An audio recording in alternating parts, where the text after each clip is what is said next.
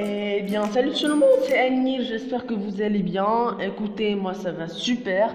Bon, dans cette vidéo, je vais vous parler un peu de la carte Arduino. Avec Arduino, tout devient très simple. Et en très peu de temps, vous pouvez développer vos applications. Alors, la carte Arduino peut servir à fabriquer de petits ordinateurs qui peuvent capter et contrôler. Cette petite génie a été lancée en 2005 par le professeur associé à l'interaction de design en Italie, Massimo Banzi. L'Arduino possède un petit cerveau appelé microcontrôleur. À ce cerveau, on peut connecter des organes, comme une ampoule par exemple. Mais le cerveau est vide pour l'instant.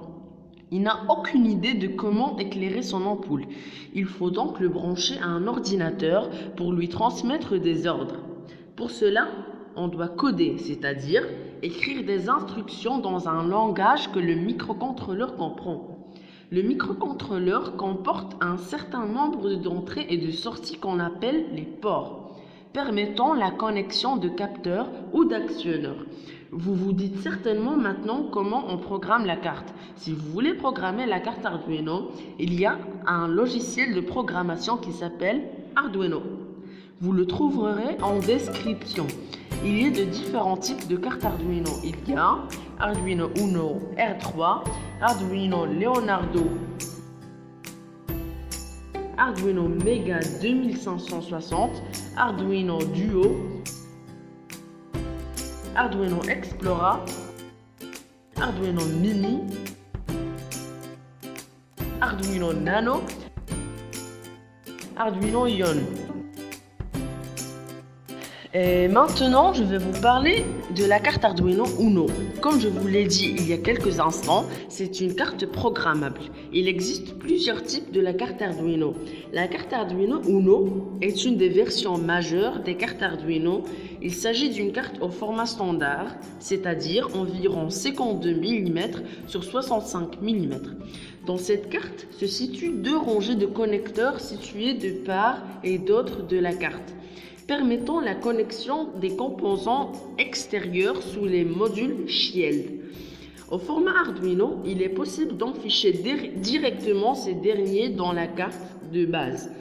Sur plusieurs niveaux, si nécessaire, il est caractérisé par un microcontrôleur Atmega 328, tension de fonctionnement 5 volts, tension d'alimentation recommandée de 7 à 12 volts, tension d'alimentation limitée de 6 à 20 volts, broche ES numérique, 14 dont 6 disposent d'une sortie PWM, broche entrée analogique, 6 utilisables en broche ES numérique, mémoire programmable flash, 32 kilo-octets dont 0,5 kilo-octets sont utilisés par le bootloader. Mémoire SRAM, mémoire volatile, 2 kilo-octets, mémoire EEPROM, mémoire non volatile, 2 kilo-octets. Maintenant, vous connaissez la carte Arduino. Parlons un peu de son alimentation. Alors, la petite carte peut être alimentée par le câble USB, par un bloc secteur externe connecté grâce à une prise jack de 2,1 mm ou bien par un bloc de pile dont le raccordement est réalisé par l'intermédiaire des GND ou Ground et VIN du connecteur d'alimentation Power.